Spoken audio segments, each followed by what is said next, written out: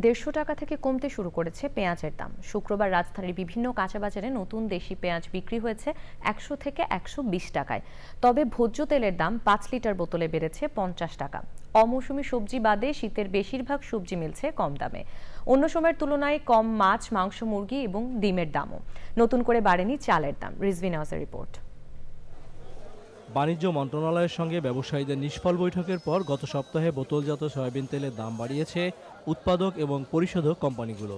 Soybean তেলের দাম পৌঁছে গেছে 195 টাকায়। 5 লিটারের বোতল বিক্রি হচ্ছে 950 টাকার ওপরে। 1 লিটার তেলে কত টাকা করে বাড়ছে, কোনো প্রতিবাদ নাই, কোনো জিজ্ঞাসা নাই, কোনো কিছু নাই। যার যার মতো যার যে বাড়াইতে আছে, ব্যস্ত আছে, কোনো প্রতিবাদ আছে, কোনো কিচ্ছু নাই। কারণ দেশের যে অবস্থা রয়েছে এখন বর্তমানে, চলার মতো কোনো পরিবেশ নাই।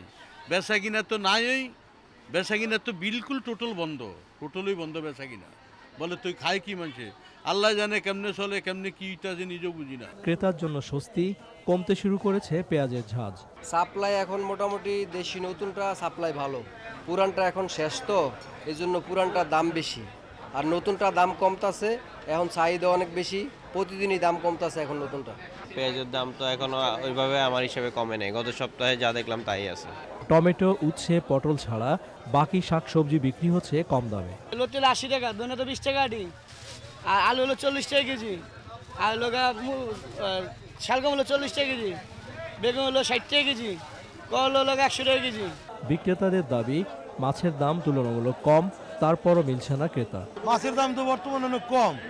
ঘটনা হয়েছে স্কুল কলেজ বন্ধ, সবাই ঘোরাগাড়িতে আছে, ঢাকা শহর ফাঁকা হয়ে গেছে, একবারে কাস্টমারে নাই।